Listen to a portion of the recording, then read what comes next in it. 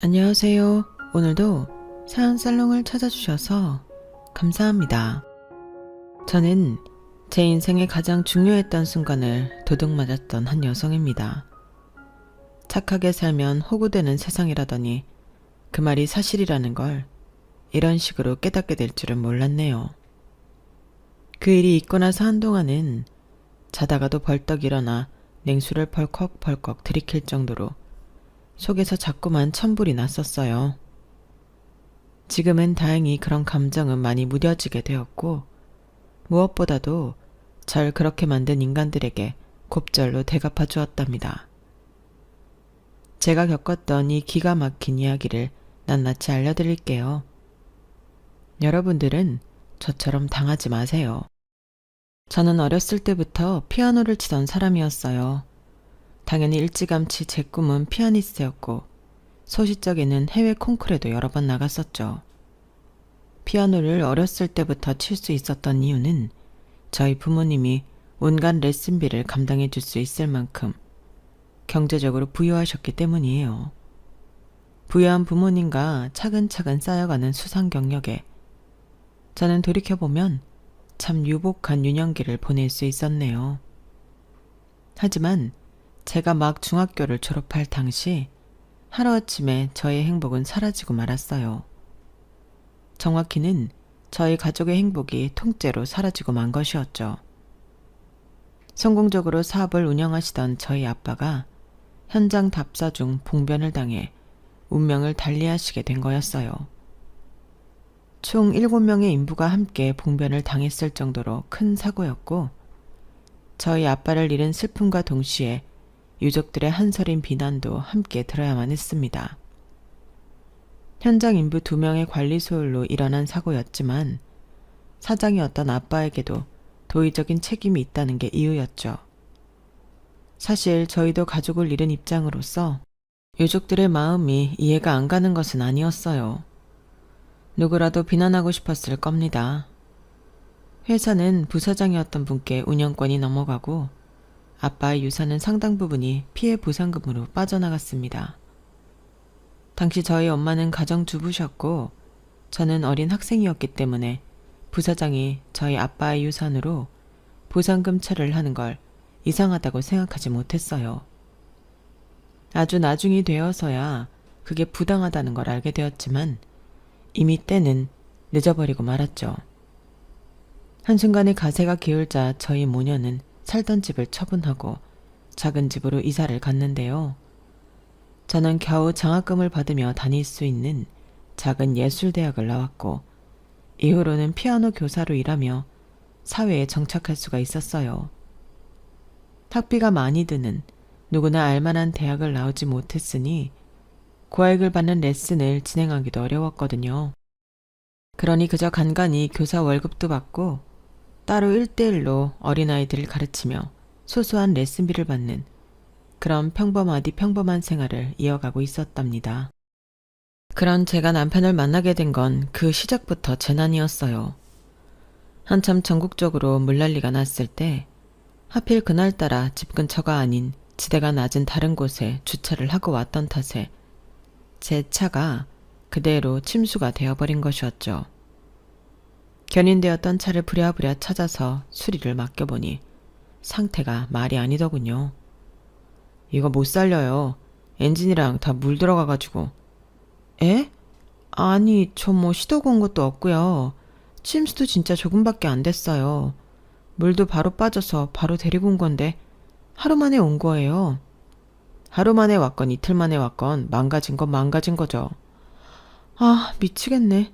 아저씨, 이거 진짜 못 살려요? 어떻게든 살릴 방법만 있으면 살리고 싶은데. 큰일 날 소리 하시네. 침수된 차량 괜히 끌고 나갔다가 사고 나면 어쩌려고요. 보험 처리할 거 처리하시고 처분하세요. 괜히 한두 푼 아까워서 못 건널 간 건너지 마시고.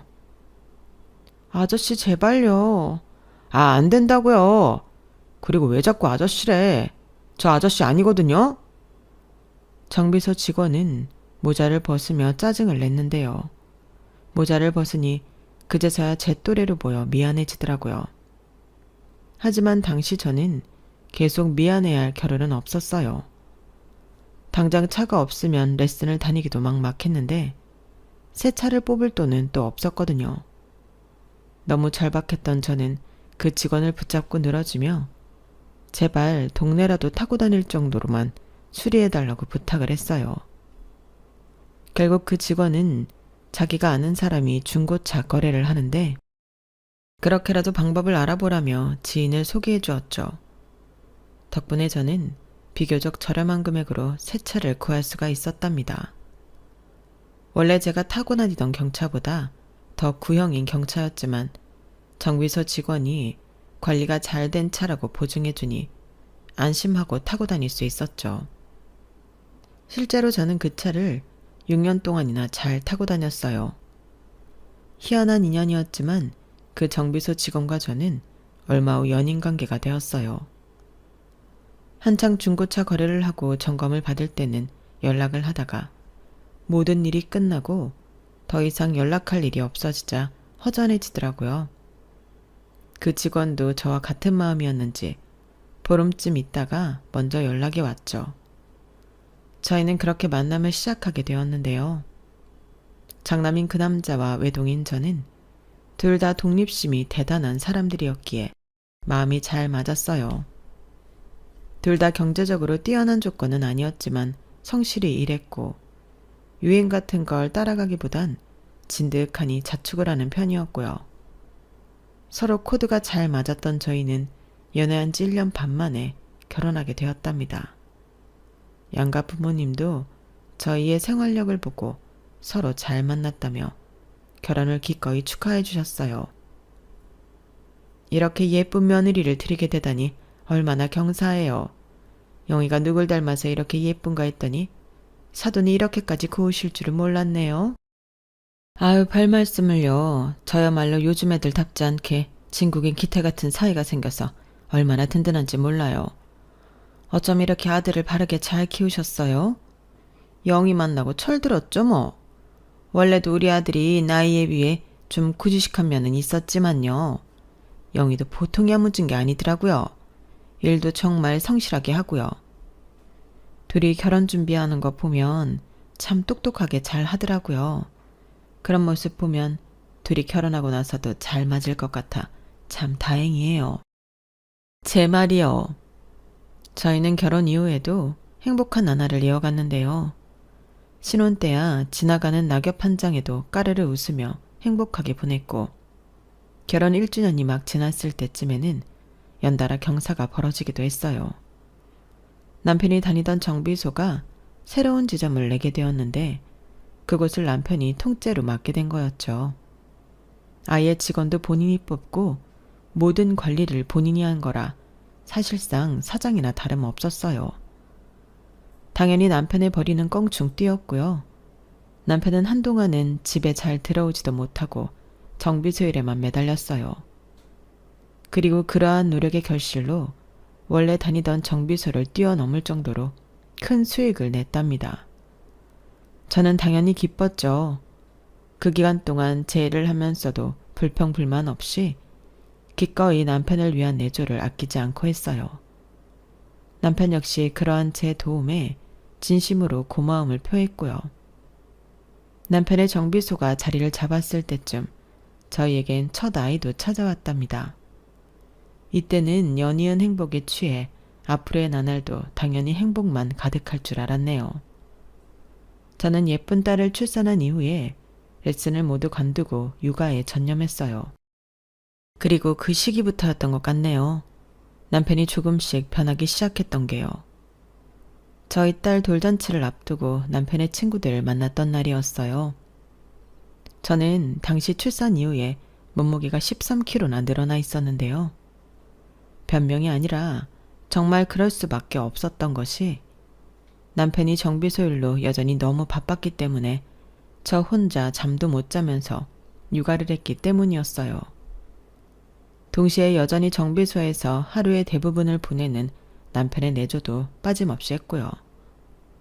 그러다 보니 온몸이 늘 탱탱 부어 있었고 붓기가 얼마나 심했는지 손가락으로 다리를 누르면 그대로 손가락 자국이 남아있을 정도였다니까요. 그런 상황에서 남편 친구들을 만나게 되니 저는 저 나름대로 최대한 깔끔하게 단장을 하고 나간 거였어요. 그런데 남편이 친구들 앞에서 절더러 무슨 소리를 하는 줄 아세요? 요즘 우리 와이프가 얼마나 살판이 났는지 몰라. 얼마나 인생이 편하면 이렇게 살이 포동포동 올랐겠어? 야마, 아무리 그래도 재수 씨한테 포동포동이 뭐냐? 니 딸 낳아준 사람한테. 그래도 재수 씨 예전보다 인상이 좋아 보이긴 하네요. 남편이 갑자기 돈 잘 벌어오니까 확실히 좋긴 좋죠? 뭐. 아우 말해 뭐해. 애 낳으면서 하던 일도 전부 관뒀는데 얼마나 좋아.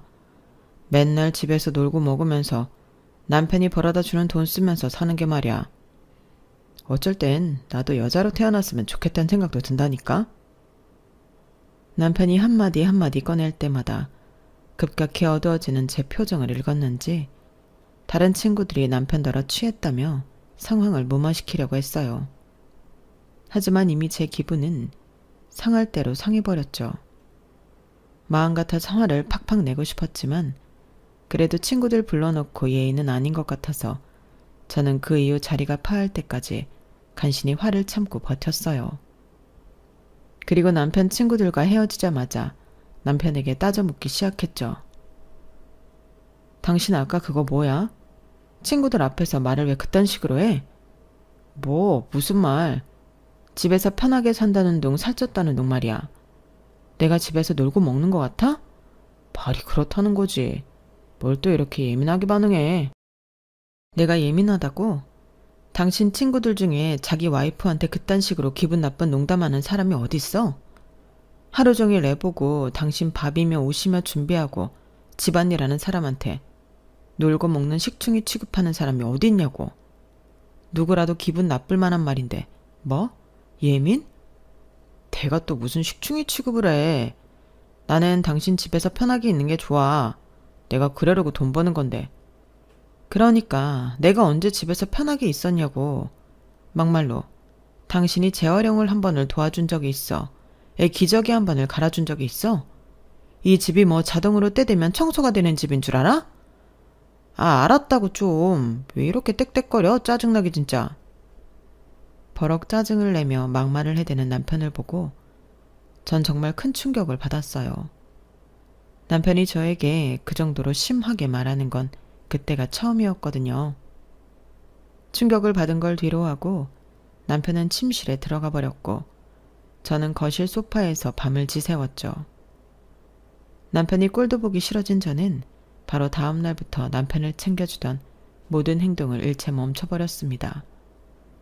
그러자 이틀 뒤 남편이 아직도 화가 났냐며 저에게 또 짜증을 부렸어요. 저는 그런 남편을 쳐다도 보지 않고 말도 섞지 않으며 일관되게 아이만 돌봤는데요. 더 이상 자신의 짜증이 먹히지 않는다는 걸 안 것인지 남편은 일주일이 지나고 나서야 자기가 말이 심했다며 사과를 해왔답니다.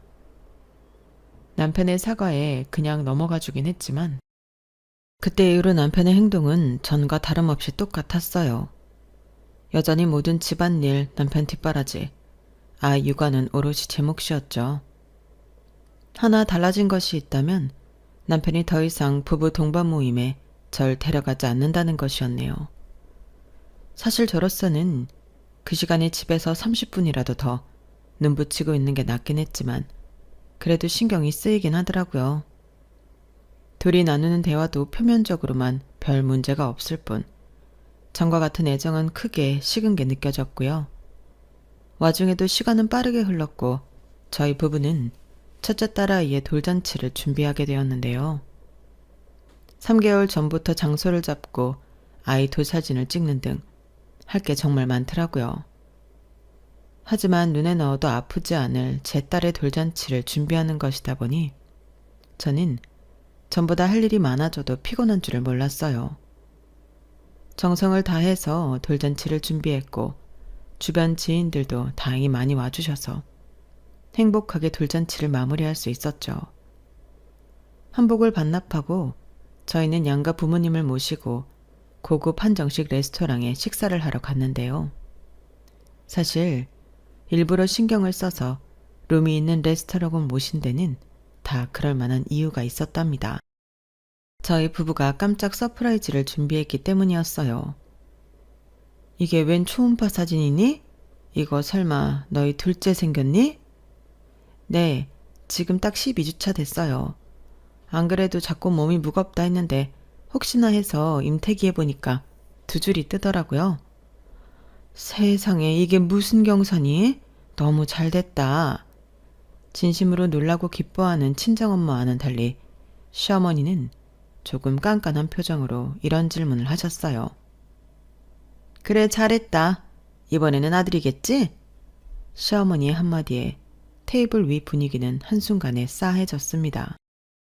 제가 어릴 때면 몰라도 저희가 애 가질 때만 해도 더 이상 남자 여자를 강요하는 분위기는 없어진 지 오래였거든요. 그리고 방금 돌잔치를 마친 첫째 딸이 버젓이 있는 상황에서 굳이 그런 뉘앙스로 그런 질문을 하는 게 저는 이해가 되질 않았네요. 친정엄마 역시 같은 생각이셨던 것 같아요. 곧바로 같이 표정이 굳으시면서 되물어 보시더라고요. 왜요? 딸이면 어떻고 아들이면 어때서요, 사돈? 요즘 같은 시대에 설마 아들 낳아야 한다, 뭐 그런 말 하라는 건 아니죠? 저희 애들이 무슨 6, 70년대에 농사 짓던 부부인가요? 뭐 사돈댁 같은 집안은 아무래도 이런 문제에 민감하지 않으시겠죠. 저희는 영희 하나만으로 얼마나 행복하게 지냈는데요. 각자 집안 가풍이 다르니까요. 하지만 저희 집안 위치도 생각을 해주셔야죠. 집안 위치라뇨. 무슨 뜻으로 그렇게 말씀하세요? 별 뜻은 없어요. 그냥 저희 집은 이제 막 중산층을 지나 상류층으로 넘어가려고 하는데 사돈댁은 반대인 상황 아닌가요? 외동딸 금이야 오기야 키워봤자 시집 잘 가는 거 말고는 딱히 뛰어난 것도 없고 저희 아들 정비소 물려받으려면 딸보단 아들이 필요하기도 하고요. 누가 들어도 저를 겨냥해서 하는 말에 저와 저희 친정엄마는 제대로 빈정이 상했어요. 저는 그때 처음으로 어른한테 목소리를 높였네요. 어머님, 무슨 말씀을 그렇게 하세요? 요즘 사회에서 잘 나가는 여자들이 얼마나 많은데요. 저도 제 밥벌이 잘하고 살았고요. 그리고 남편이 지금 운영하는 정비소는 엄밀히 따져서 남편 소유가 아니잖아요. 누굴 물려준다고 그러세요? 그거 하나 때문에 성별 차별을 하는 그런 시대착오적인 말씀하시는 건 좀 아닌 것 같네요.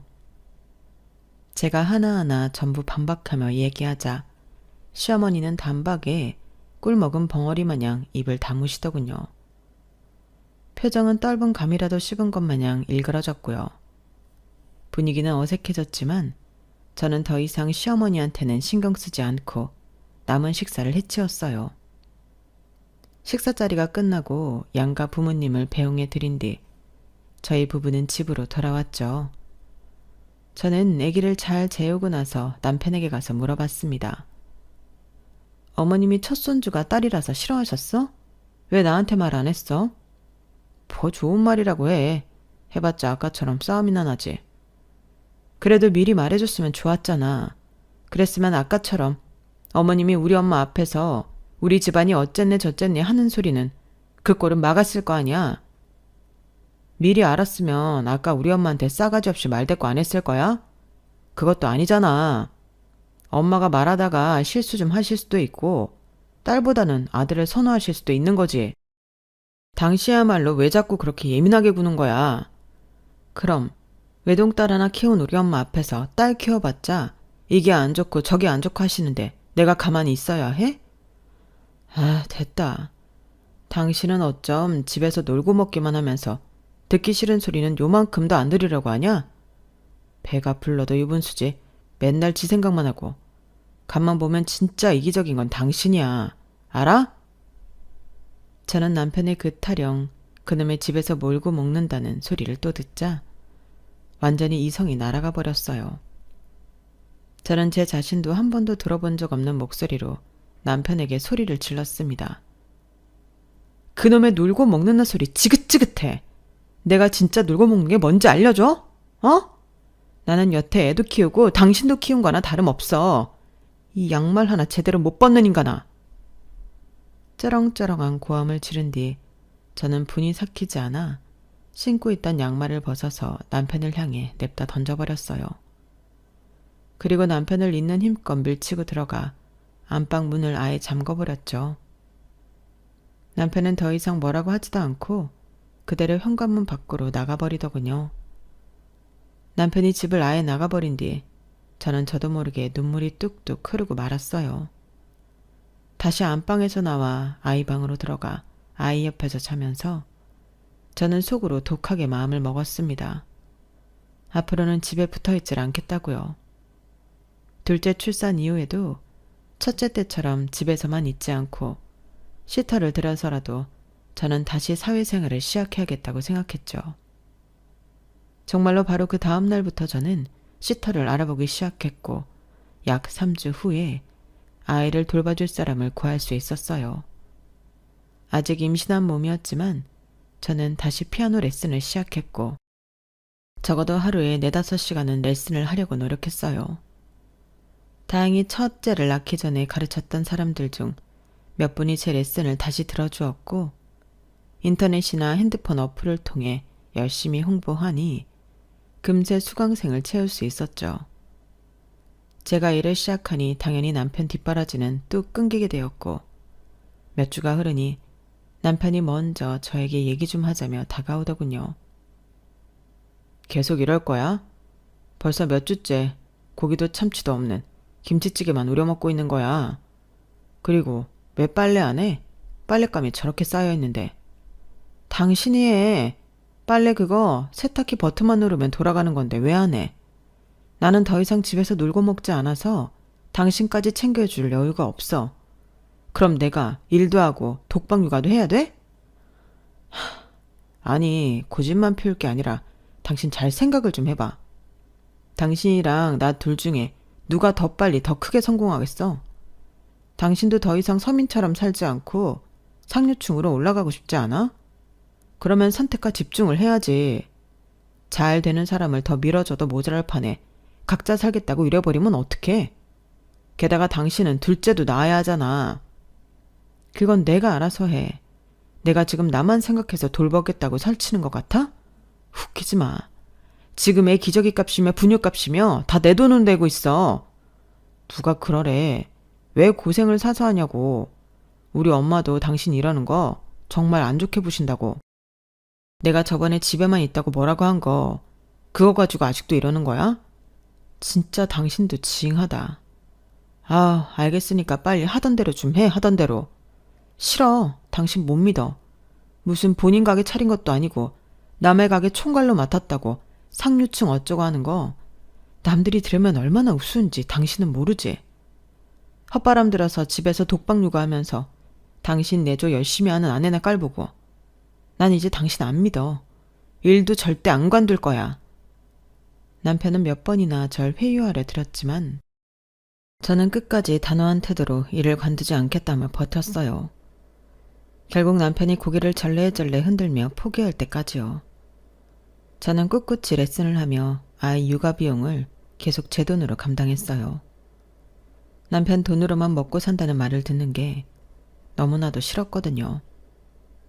그리고 남은 돈은 꼬박꼬박 저축했습니다. 둘째를 출산하자마자 저는 결혼 전부터 비상금으로 모아두었던 적금을 깨고 모아두었던 레슨비까지 더해 아파트 상가짜리를 빌렸어요.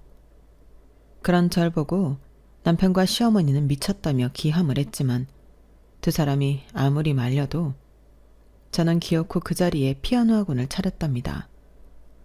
하지만 그 이후에도 남편과 시어머니는 정말 끈질길 정도로 저에게 학원 일을 관두라는 소리를 해대더군요. 너 애가 아직 돌도 안 지났다? 애가 둘이나 있는 옆에 내가 육아도 남편 내줘도 내팽개치고 밖으로만 나더는 경우가 세상에 어디 있단 말이냐? 얼른 학원 정리하거라. 애들 육아는 제가 전부 도맡아서 아주 잘하고 있으니 걱정 마세요. 시터님 월급도 전부 제가 충당하고 있고 여지껏 어머님께 애들 봐달라고 손 벌린 적 한 번도 없잖아요. 요즘 시부모님한테 육아 부탁 저처럼 안 하는 사람이 얼마나 드문 줄 아세요? 여자가 자꾸 바깥일 해봤자 드센 발자나 소리나 듣지. 누가 너 육아 혼자 하는 거 알아준다냐? 어머님도 제가 육아 혼자 하고 있다는 건 인정하시는 거네요.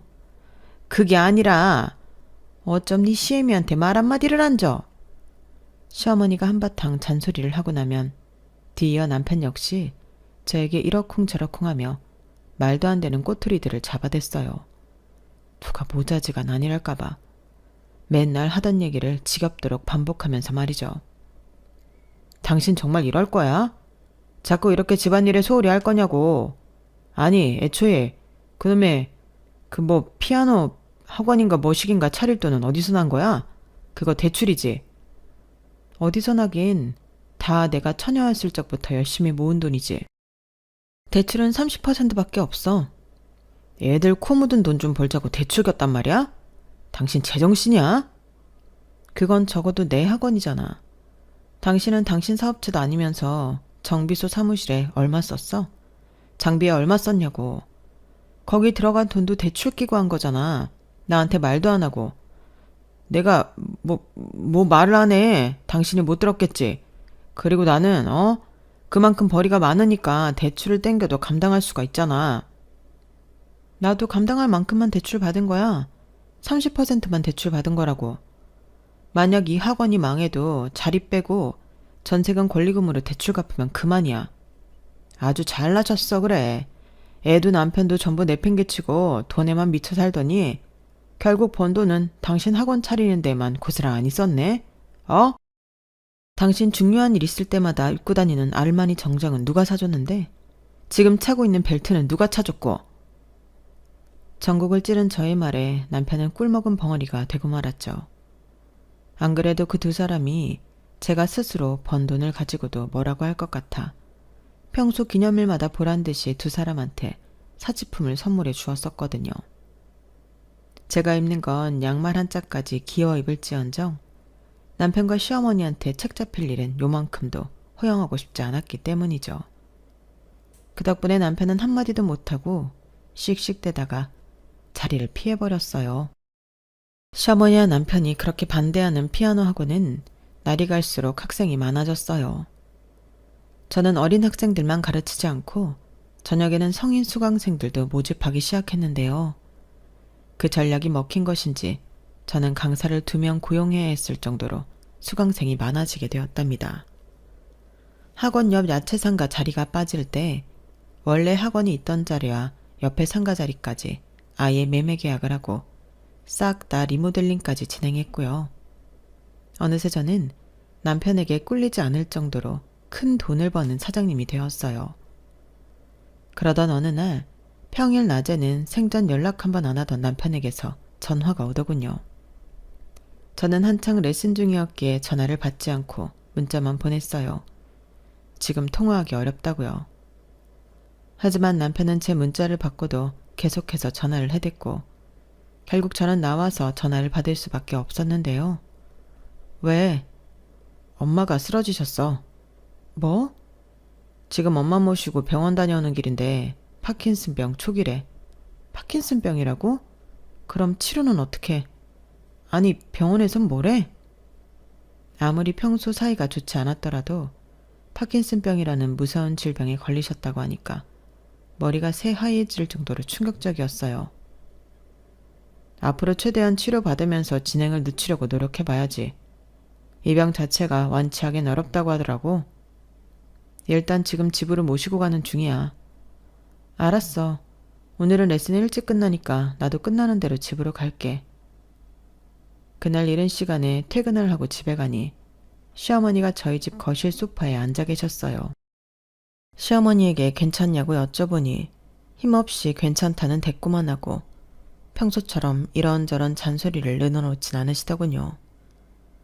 낯설 정도로 조용한 시어머니의 모습을 보고 굉장히 많이 아프신가 보다 생각이 들어 더는 말을 붙이지 않았죠.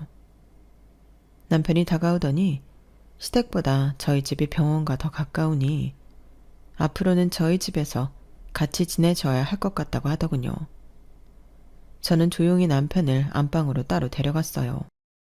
병원에 얼마나 자주 가시는데 이렇게 갑자기 같이 살게 되면 우리 집엔 애들도 둘이나 있는데 오히려 힘드시지 않겠어? 애들 있는 거랑 엄마랑 무슨 상관이야. 애들이랑 어머님이랑만 있으면 이래저래 애들 챙겨줄 일이 생길 수도 있잖아. 어차피 우리가 24시간 동안 케어해드릴 수 있는 것도 아닌데 차라리 간병인을 구하는 게 어때? 참나, 돈이 썩어나? 그리고 요즘 간병인 못 믿을 사람이 얼마나 많은데 남을 함부로 집에 들일 생각을 해. 어차피 아직은 초기 상태라서 혼자서 충분히 거동 가능하니까 간병인인 이런 건 나중에 생각해봐. 일단은 알겠어. 그리고 아예 그날 당일부터 시어머니는 저희 집에서 주무셨어요. 밤늦게 남편이 시댁에 다녀오면서 중요한 짐들을 한 보따리 싸왔죠. 그렇게 시어머니와의 생활이 시작되었답니다. 어느 날 갑자기 시어머니의 건강이 악화되는 것도 예상치 못한 일이었지만 시어머니와 함께하는 생활로 인해 제 인생이 송두리째 뒤바뀌게 될 거라고는 정말 예상치 못했던 일이었는데요. 처음에 저는 평소처럼 생활하려고 했어요. 아이 밥하면서 시어머니 밥 하나 더 차려드리는 정도만 빼면 크게 생활이 달라질 것도 없을 것 같았죠. 하지만 시어머니의 생각은 달랐던 겁니다. 빨래 다 마른 지가 언젠데 아직도 널어놓고 있는 게냐? 아, 다 말랐어요. 이따 저녁에 퇴근하고 갤게요. 지금 빨리 나가봐야 해서. 집안 꼬라지는 개판으로 해놓고 일하러 홀랑 나가버린다는 거야? 저렇게 머리카락이며 먼지가 버젓이 굴러다니는데 애 엄마가 되어서 게으르기 짝이 없구나. 로봇 청소기가 알아서 해줄 거예요. 제가 하는 일이 몇 갠데 게으르다니. 세상에 게으른 사람 다 얼어 죽었겠네요. 가볼게요. 시어머니는 하루 종일 거실 소파에 앉아 제 행동을 일거수일투족 하나하나 매서운 눈초리로 감시하기 시작했어요. 그리고는 제 행동 하나하나에 잔소리를 퍼부어대기 시작했죠. 시어머니 성격을 원래 모르는 것도 아니던 저는 대충 대꾸만 해주면서 귀를 아예 닫아버리고 신경도 쓰지 않았죠. 하지만 하루 종일 쉬셔서 그런가 시어머니는 기운이 얼마나 넘치시는지 지치지도 않고 매일같이 저에게 5만 가지 잔소리를 해대더군요. 아픈 시어머니한테 맘먹고 대들 수도 없으니 그냥 무시하려고 해도 시간이 지날수록 저도 점점 노이로제가 걸리는 것 같았어요. 왜 해가 다 졌어야 집안에 기어들어오는 게냐? 내가 몇 번을 말해. 애들 시터한테 맡기지 말라고 말이야. 애들이 어린이집에서 돌아오는 시간에는 애엄마가 직접 애들 데리고 와서 씻기고 먹이고 해야 할 것 아니냐? 애들 먹이고 입히는 돈 벌어오고 있는 중이잖아요. 그만 좀 하세요.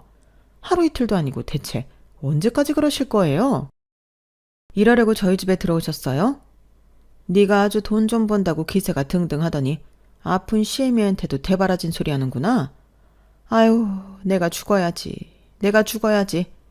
괜히 이 나이까지 살아서 몸은 몸대로 아프고 며느리한테 구박은 구박대로 당하는구나.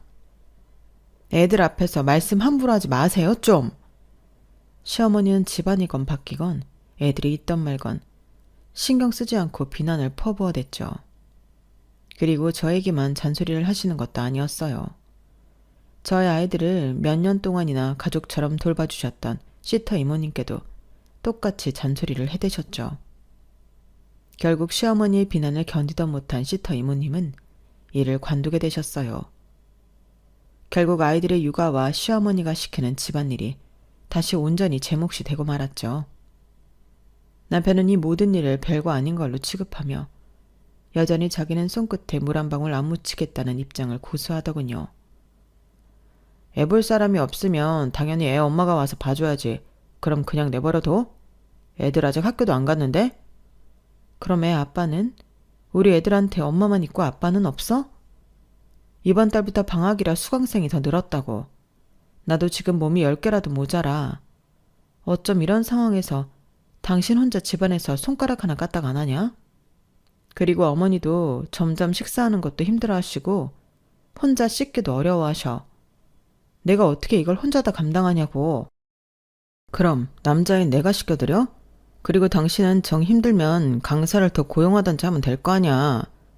당신은 사장이고 나는 아닌데 당연히 나는 근무 시간 유동적으로 못 빼지.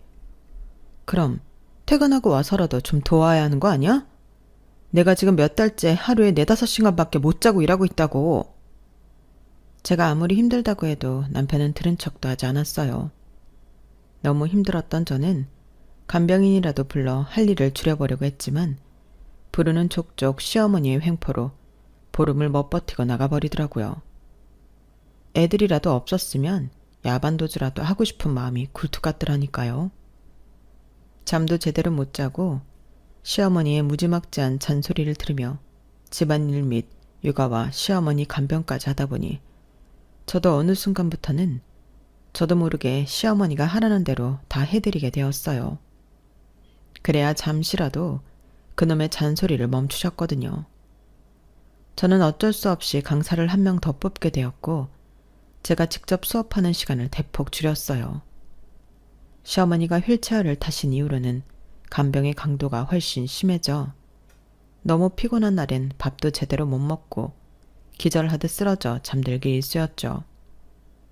그렇게 정신없이 시달리다 보니 어느새 5년이라는 시간이 흘러가 버리더군요. 저는 그 5년 동안 하루하루가 잘 기억도 나지 않을 정도로 피폐한 삶을 살았습니다. 시어머니의 악마 같은 잔소리에 어느새 애들 육아와 남편 뒷바라지를 전부 도맡아 하고 있었고 시어머니의 간병까지 해야만 했어요. 식사며 씻는 것뿐만 아니라 대소변까지 처리를 해드려야 했죠. 간병하는 과정에서도 조금이라도 실수하면 시어머니는 발작을 일으키듯 소리를 지르셨어요. 저는 자포자기한 심정으로 시어머니가 하라는 대로 모든 걸 복종하며 살았죠. 그런 일상이 계속되니 당연히 학원 원장으로서 똑바로 일하기 어려웠고 어느새부턴가 학원 수강생은 점점 줄어들고 있었어요. 생기라고는 찾아볼 수 없는 푸석한 얼굴이 평생 제 편 한 번 들어준 적 없던 남편이 봤을 때도 심각하긴 했던 모양입니다. 어느 날 남편은 웬일로 저에게 이런 제안을 해오더군요. 당신 요즘 안색이 너무 안 좋은데 하와이 여행 다녀올래? 하와이? 갑자기? 안 그래도 대표님이 저번 달 실적 좋다고 여행 보내준다고 하셨거든. 그냥 상여금으로 달라고 하려다가 당신 요즘 너무 힘들어하는 것 같아서 와이프한테 얘기해보고 오겠다고 했어. 거기 휴양지니까 같이 가서 좀 쉬고 오는 게 어떨까 하고. 당신이 웬일이야? 그런 제안을 다 하고. 갑자기 이러니까 좀 무서운데? 이러다 엄마보다 당신이 먼저 갈 것 같아서 그래. 뭐 하와이까지 가기 좀 그러면 제주도라도 다녀오든가. 우리 신혼여행도 제주도 가서 잘 놀았잖아. 남들 다 몰디브 하와이 가는 신혼여행을 제주도 갔으니 이번에 갈 거면 무조건 하와이를 가야지. 근데 우리가 그냥 홀라당 가버려도 되나? 애들도 가는 거야? 애들은 장모님한테 잠깐 부탁하고 엄마는 간병인 며칠만 구하면 되잖아. 솔직히 남편의 제안은 도저히 거절할 수 없을 정도로 너무 달콤한 제안이었어요. 일단 너무나도 쉬고 싶었고 남편과의 해외여행도 난생 처음이기에 한 번쯤은 갈 명분이 충분하기도 했거든요. 3박 4일 중 단 하루만 제대로 쉬더라도 그동안 쌓여있던 피로가 싹 다 풀릴 것만 같았죠. 결국 저는 남편의 제안을 받아들였고 저희는 일주일 뒤에 같이 하와이 여행을 다녀오기로 했답니다. 여행날 당일 아침 일찍 아이들을 친정에 맡기고 온 뒤에 저희는 곧바로 공항으로 출발할 채비를 했어요. 그런데 참 이상한 것이 그렇게 벗어나고 싶었던 집인데 막상 3박 4일 동안 집을 비우려고 하니까 왜인지 모르게 너무 마음이 불안하더군요. 저는 간병인한테 계속 여러 사항을 당부하고 또 당부하면서 좀처럼 발을 떼질 못했죠. 겨우 인천공항으로 이동해 공항 라운지에 들어서는데 불안감이 너무 심해지는 거예요. 여보, 안 되겠어. 나 너무 걱정돼. 뭐? 걱정할 일 없다니까. 괜히 돈 받고 간병해주는 전문가겠어? 좀 믿고 맡겨봐. 애들은 잘만 맡겼으면서 왜 그런데? 몰라. 그래도 느낌이 전혀 달라. 당신은 당신 엄마인데도 걱정이 안 돼? 요즘 들어 부쩍 아프단 소리를 많이 하셨단 말이야. 그럼 환자가 아프다고 하지 안 아프다고 해? 걱정 붙들어 매고 이제 좀 들어가자. 도저히 안 되겠어. 당신 혼자 가. 나는 집에 다시 갈래. 제 말에 남편은 굳은 표정으로 저를 잠시 쳐다보더니 이내 한숨을 쉬며 자기도 안 가겠다며 절 따라오더군요. 저는 그런 남편을 몇 번이나 밀어내며 괜찮다고 혼자 여행 다녀오라고 등 떠밀었지만 남편은 꿋꿋이 절 따라왔죠. 결국 저희는 다시 차에 올라타 집으로 돌아갔습니다. 티켓이 아깝다는 생각도 당연히 있었지만 집으로 돌아가기 시작하자마자 마음이 한결 가벼워지는 걸 느꼈어요. 돌아가는 길에 저는 간병인한테 문자를 보냈는데요. 저희 여행 안 가고 그냥 집으로 돌아가기로 했어요. 지금 어머님은 어떠세요? 그러자 간병인에게서 곧바로 답장이 왔는데 너무 깜짝 놀랄 만한 내용이었어요. 저도 잘 모르겠네요. 두 분 나가시자마자 저에게 하도 나가라고 성하셔서요. 결국 그냥 나왔습니다. 그게 무슨 말씀이세요? 어머님은 환자인데 환자가 나가라고 한다고 그냥 나가시다뇨. 간병인이시면 그런 상황에서 나가면 안 되는 거 아니에요? 어머님이 치매 환자는 아니시잖아요. 그리고 제가 수많은 파킨슨병 환자들을 간병해드렸었는데 어머님은 뭔가 증상이 이상하세요. 집에 가서 직접 한번 보세요. 제가 정말로 필요 없을 것 같아서 나온 거예요. 저는 간병인의 무책임한 행동에 너무 화가 난 나머지 마지막 문자는 제대로 읽지도 않았어요. 다시 불안증이 밀려오기 시작했고 그날따라 운전을 천천히 하는 남편을 닥달하며 저희 동네까지 왔죠. 남편은 집 근처에 다 도착해서도 자꾸만 어디 들렀다 가자는 등 딴청을 피우려고 했고 속이 터질 것 같던 저는 남편이 차를 갓길에 세웠을 때 그냥 냅다 차에서 나와 집으로 뛰어가 버렸죠. 당시 저는 제 자신이 왜 그렇게 불안한지 이해할 수가 없었는데요. 나중에 알고 보니 제가 그동안 너무 시어머니한테 정신적으로 당하며 집에 붙어 있으라는 소리를 귀에 딱지가 박힐 정도로 듣다 보니 그런 비정상적인 불안증이 생긴 거라고 하더라고요. 남편은 뒤늦게 절 따라오려고 했지만 차를 버리고 갈 수가 없어서 다시 차를 빼느라 시간이 걸리는 듯 했어요. 그 사이 저는 집에 도착해 현관문을 열고 들어갔죠. 그 사이 얼마나 세뇌를 당했는지 간병인도 저도 없으면 시어머니 초상이라도 치르게 될 줄 알았네요. 하지만 제 눈앞에 펼쳐진 장면은 저의 그런 상상과는 전혀 다른 모습이었어요. 저는 문을 연 상태 그대로 충격을 받고 돌처럼 굳어지고 말았죠. 시어머니는 휠체어에 앉아있지도 않았고 팔, 다리를 못 가누시지도 않았어요. 너무나 평범한 모습으로 서서 어떤 아줌마와 깨르르 웃으며 수다를 떨고 있더라고요. 시어머니는 절 발견하자마자 눈이 탁구공만큼 커져서 입을 딱 벌리고 말을 더듬거렸어요. 네가 여긴 어떻게? 어머님, 어떻게 두 다리로 서 계세요? 아니, 이분은 누구세요? 아, 이분이 며느님이시구나. 안 그래도 지금 상가짜리 계약하려고 했는데 원장님이 직접 와주시다니 잘 됐네요.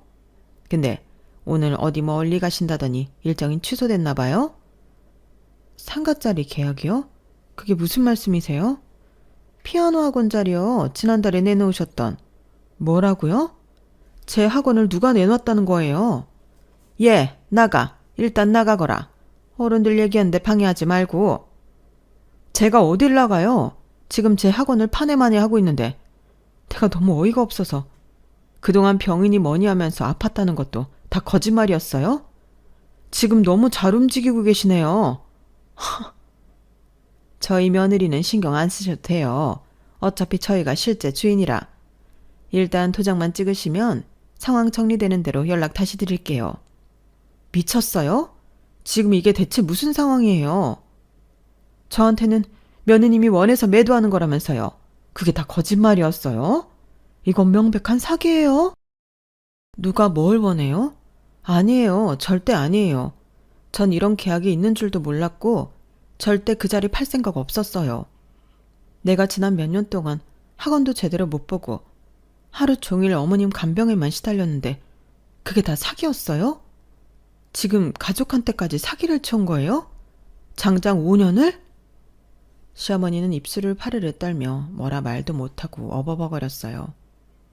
그 꼴을 보니 저 스스로도 감당하기 어려울 정도로 엄청난 분노가 치밀어 올랐죠. 그때 남편이 집 안으로 뛰어들어왔어요. 남편은 돌아오자마자 시어머니한테 버럭 짜증을 내더라고요. 아, 엄마, 왜 전화를 그렇게 안 받아?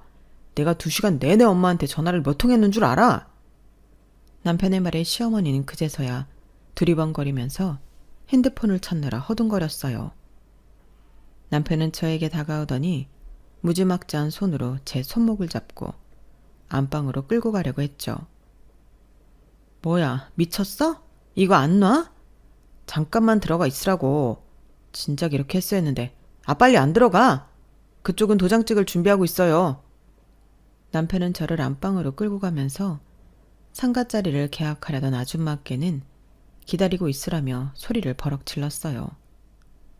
남편이 저를 힘으로 제압하려던 적은 처음이라 순간적으로 무서워진 저는 남편의 다리 사이를 발로 뻥 차버리고 겨우 그 소나기에서 벗어날 수 있었죠.